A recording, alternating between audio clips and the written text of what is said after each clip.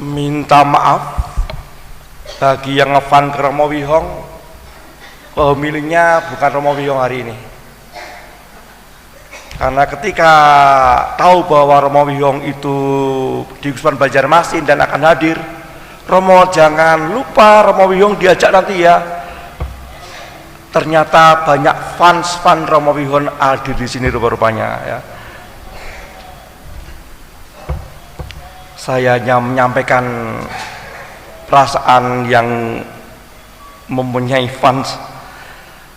Sekali lagi dikatakan bahwa saya katakan tadi di awal bahwa tempat ini sedikit banyak membangun iman saya. Di sudut sana dulu ini ada beberapa kali perpindahan pantimam. Dulu bersama ada di sana, hari besar di sini, lalu sekarang di sini ya. Di sana tempat saya masih ingat ketika ada rekoleksi aksi panggilan, masing-masing anak sinar mesti nulis doa pengen jadi apa ya, mau jadi pastor kah, mau jadi suster, lalu dibakar ya dengan mengatakan, Tuhan ini keinginan saya turun kepadamu. Nah itu ya, saya pastikan saya tidak menulis saya jadi pastor. Saya pastikan saya nggak menulis Anda supaya saudara tidak mengolok-olok saya, tetapi lidah saya yang keseleo, yang saya tulis dan yang apa yang saya ucapkan itu berbeda. Mestinya saya mengatakan, Tuhan ini permohonan saya, lalu saya tulis ini, Tuhan permohonanku kembalikan kepadamu. Maksudnya ku haturkan niat saya itu, ku hatur pada Tuhan, tapi ini niatmu ku kembalikan kepadamu. Jadi setelah itu ya, walaupun masih 4 SD, 5 SD masih terngiang-ngiang, saya salah ngomong nih ya. Entah benar atau tidak, itu tidak menjadi persoalan bagi banyak orang, tetapi membuat kegelisahan bagi saya. Dan suatu ketika ada kunjungan, nggak tahu siapa frater itu pada tahun sekitar SMP sampai kelas 1, kelas 2. Ada kunjungan rumah, tidak ada orang kecuali saya dan adik saya. Nggak tahu adik-adik saya siapakah frater yang berkunjung itu. Ya seorang frater bertanya, besok pengen jadi apa, Saya ngomong, saya pengen masuk seminari. Nggak pengen jadi pastor, pengen masuk seminari. SMP kelas 3 saya daftar. Waktu itu Romo siapa ya? SMP lah, Romo Pri ada di sana, Romo Marti. Tapi orang tua saya nggak tahu bahwa saya tuh daftar.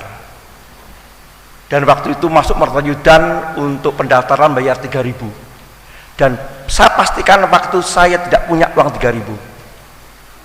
Sehingga mestinya saya berangkat, karena merasa belum membayar uang pendaftaran, saya tidak berangkat.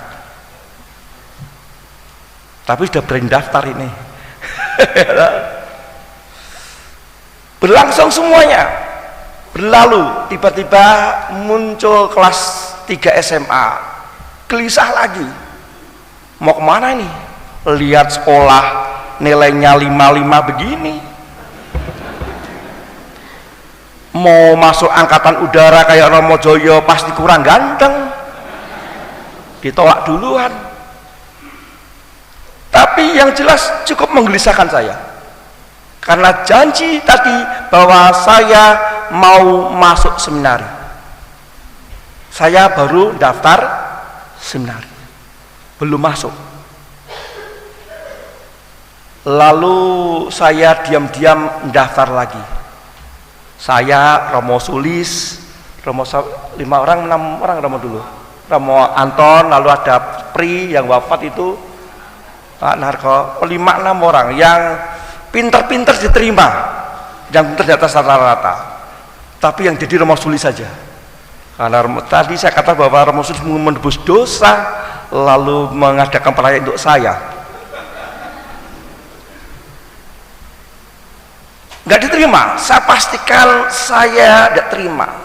Lalu ketika saya mendapat amplop pagi-pagi dari Romo Marti bahwa saya diterima, saya bertanya, Romo, mengapa saya tidak diterima?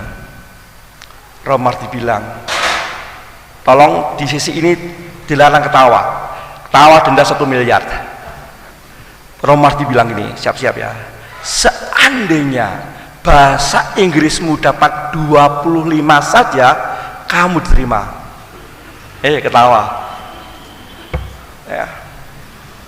Saya tidak masuk di Moratorium gara-gara bahasa Inggris saya nggak sampai nilainya 4 aja nggak dapat ya, terlalu.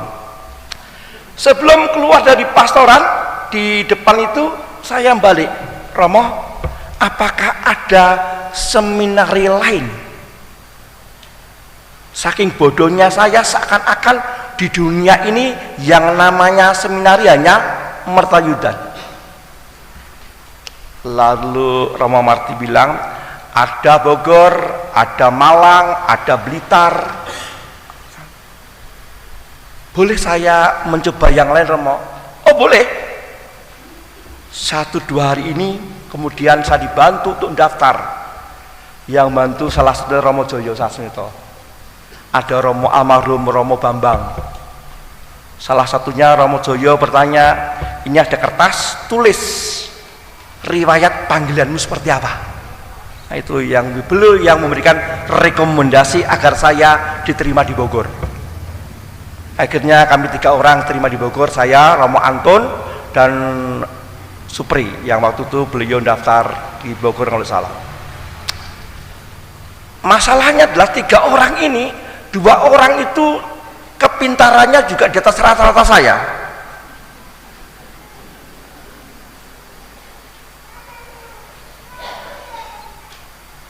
Diterima ya,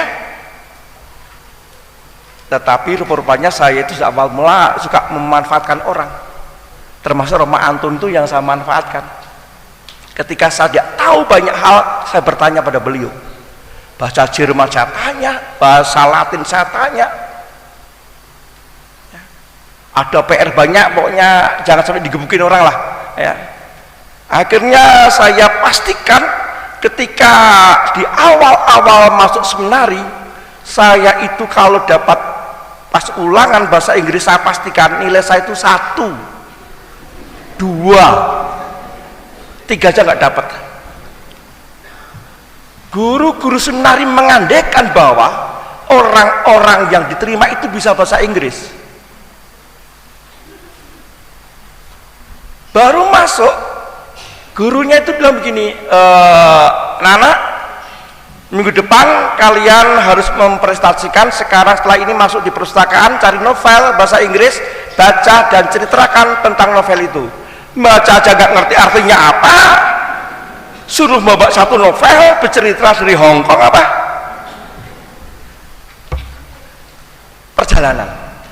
Kemudian ada 1 imam dari Purwokerto yang beliau almarhum Romo Slamet Asmunadi.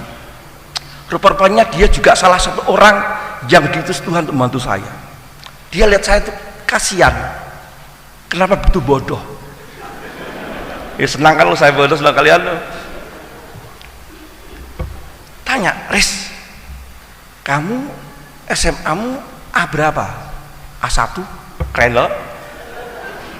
A1 itu kalau di luar lewat A2, A3 kepalanya gini. Pas masuk kelas, guru kimia fisika masuk gini. Lalu Slamet itu mengatakan, maukah kamu saya ajari? Mau. Dia memakai latar belakang saya sebagai orang A1. Dia mengatakan, kamu hafalkan 4 kalimat ini sebuah rumus. Saya mengatakan, ini aja kah? Iya, kamu hafalkan aja. Hitungan menit saya hafal, dan puji Tuhan saya dapat nilai di atas 6 sekeluar dari Stella Maris Bogor, dari nilai 1 dan 2. Saya lulus saya pastikan nilainya nggak 5 bahasa Inggris, saya pastikan.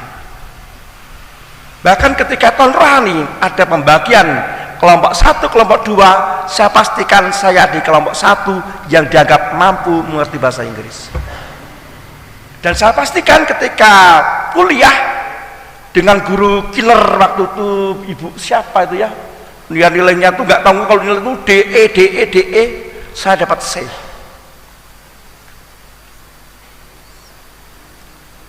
Tuhan memberikan sebuah pertolongan lewat banyak hal. Ketika saya masuk menari menengah SMA, saya mendaftar pun juga tanpa sepengetahuan orang tua saya. Ketika saya sampai rumah, rupanya nggak tahu siapa, apakah Romo Joyo atau Romo Bambang atau Romo Marti yang memberitahukan kepada orang tua saya bahwa saya daftar seminari. Malam itu bagi saya malam yang mengesankan bagi saya. Saya tidur di kamar, tiba-tiba ibu saya menyusul saya tidur di samping kanan saya, bapak saya menyusul ada di kiri saya. Tumben-tumben mereka menyusul orang tidur. Sambil berbaring, kedua orang tua saya bertanya begini, tadi Romo Paroki ngendiko, benerkah kamu masuk seminari? Iya. Bapak saya bilang, apa yang kamu ragu-ragukan? Saudara, dalam hal ini saya merasa besar kepala dalam hal ini. Saya mengatakan demikian. Saya ini anak pertama. Saya punya adik 4, adik 3. Saya bertanggung jawab untuk adik-adik saya. SMA, walaupun otak nggak mumpuni, tapi merasa bahwa bertanggung jawab atas adik-adiknya. Bapak saya bilang apa? Kamu kira aku ini siapa? Memang adik-adikmu bakal terlantar kalau kamu nggak ada. Kata-kata itu terngiang.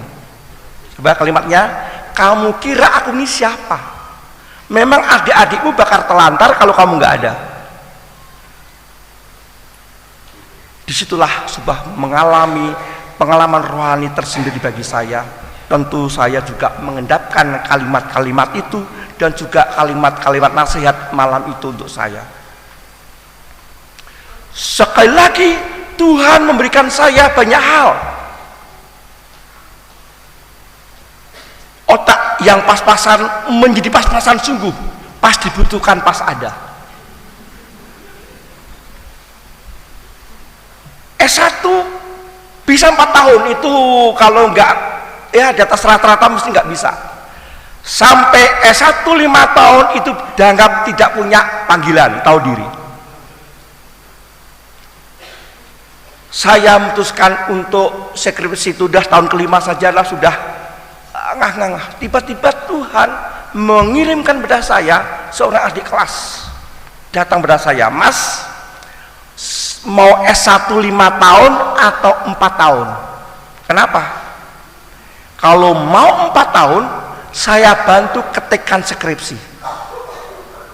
Tuhan mengirim adik kelas. Saya gak punya gambaran siapa pembimbing rohani saya, siapa yang akan menjadi romo pembimbing skripsi saya. Saya tertarik dengan dunia filsafat, ya mungkin salah satunya Romo Wegnya diutus untuk saya juga. Setiap kali pelajaran filsafat, lihat lembaran namanya Al Paris, nggak mungkin dapat A. B itu A bisa perjuangan. D tidak mungkin juga karena rajin sekolah walaupun tidur. Tapi C tetap di tangan. Saya lagi, A nggak mungkin, B bisa, C di tangan, D nggak mungkin.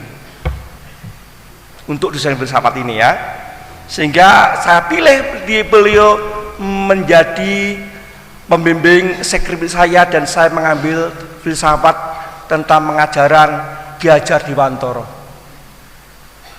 Manusia diciptakan dengan segala potensi yang ada.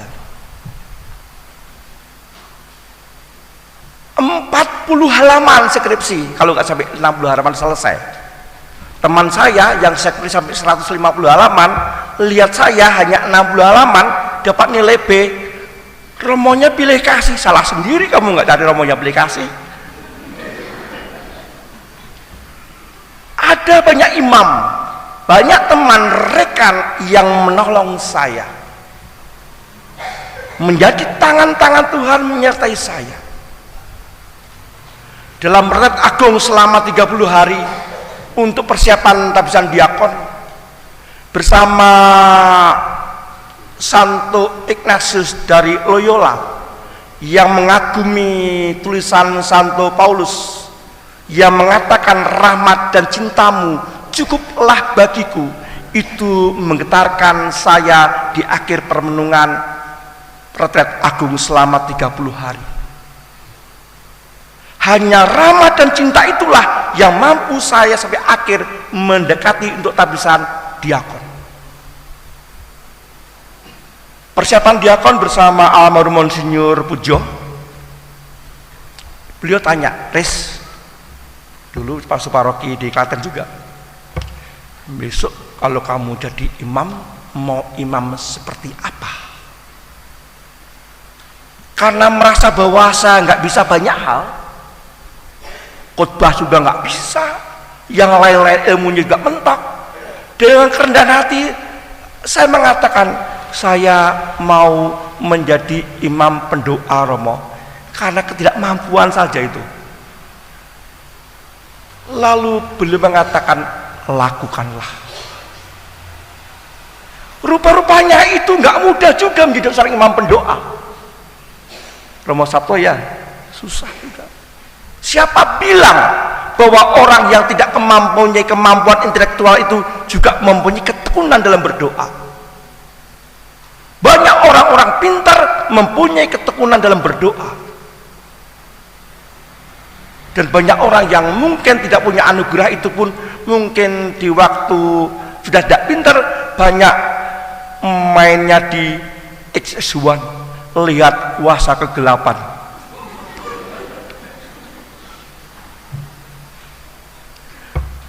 Inilah perjalanan saya. Kemudian tahun 99 saya ditabiskan menjadi seorang imam. Apa yang bisa saya katakan dalam hal ini? Bersama doa Bapa kami hari ini, apakah saya mampu menghayati doa yang diajarkan Tuhan? Bapa kami yang di surga, dimuliakanlah namamu, dikuduskanlah namamu. Betulkah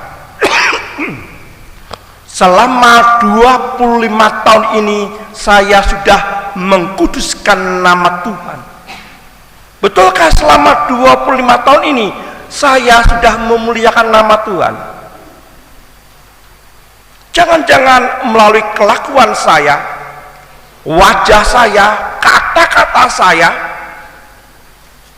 nama Tuhan tidak dimuliakan.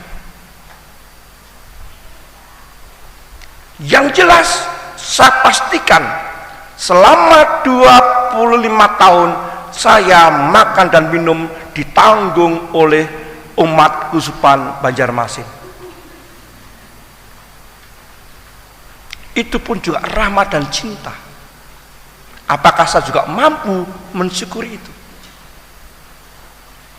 Apakah saya juga menggunakan rahmat dan cinta Tuhan itu setiap hari dalam ucapan syukur? Jangan-jangan saya bisa menjadi kepala besar, helm pecah karena kesombongan. Atau saya juga terjebak dalam sebuah kerakusan. Cinta Tuhan, rahmat Tuhan hanya untuk saya, untuk saya, untuk saya. Ketika ada orang lainnya juga diberi rahmat dan cinta yang sama, seakan-akan itu hanya milik saya.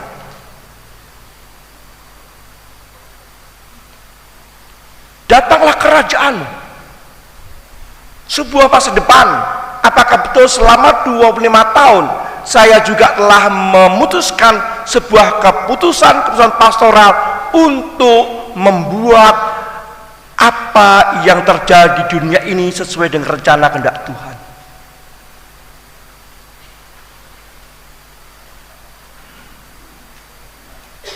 Ternyata tidak. Bahkan kalau lebih lanjut lagi dalam doa ini, ampunilah kami seperti kami mengampuni yang bersalah pada kami. Sebuah relasi satu sama lain hanya bisa pulih kembali hanya dengan pengampunan. Tetapi tidak semua orang Katolik sekalipun mau membawa rasa jengkel, dendam, benci itu sampai liang kubur. Mungkin kita mengatakan, ya Tuhan, hamba-Mu yang telah dipanggil ini, ampunlah dosa-dosanya. Dia mengatakan, siapa yang bilang saya mau minta diampuni, saya gak mau ngampuni kok. Apakah saya juga menghayati setiap relasi dalam konflik, perbedaan pendapat, salah bicara, mungkin juga salah perkataan, salah keputusan membuat hati terluka. Apakah kemampuan saling mengampuni satu sama lain itu juga terwujud selama 25 tahun ini? Relasi saya dengan umat di Kota Baru, relasi saya dengan umat di paroki-paroki di mana saya berkarya, relasi saya dengan para imam yang mendukung saya, yang menyemangati saya, relasi dengan para donatur, dengan orang tua, dengan adik dan saudara.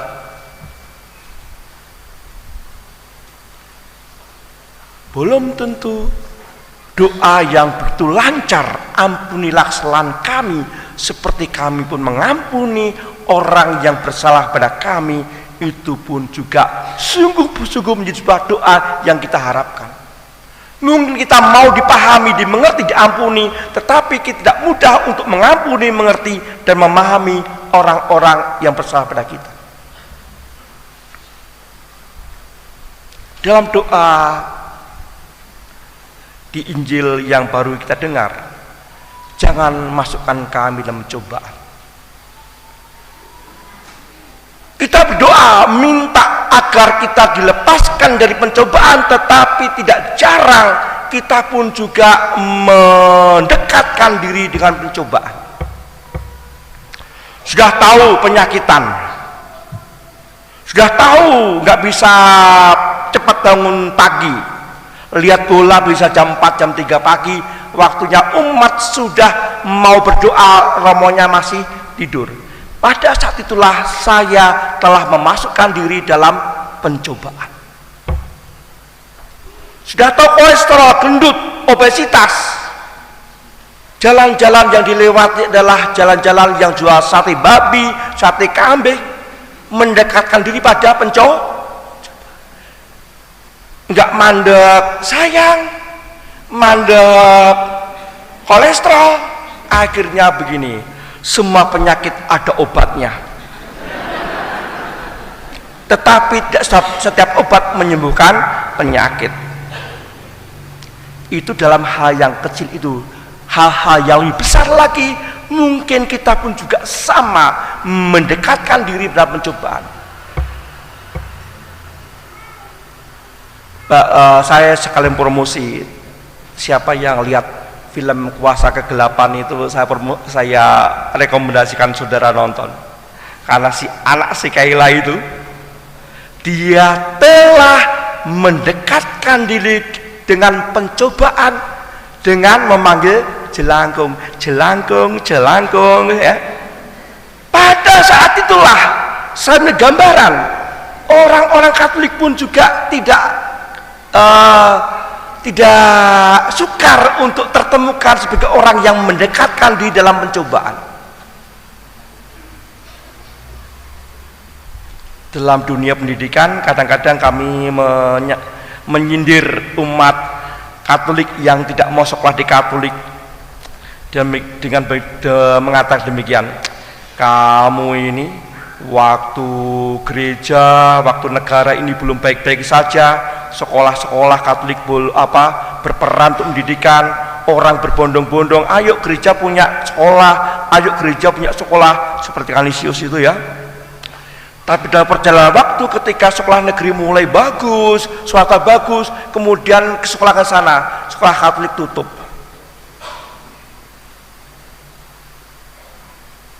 Lalu sampai sekolah yang non Katolik tidak ada pelajaran agama. Romo, anak saya gak ada pelajaran agama. Kita itu loh berdoa, jauhkanlah dari pencobaan, tetapi kita memasukkan anak-anak kita dalam pencobaan.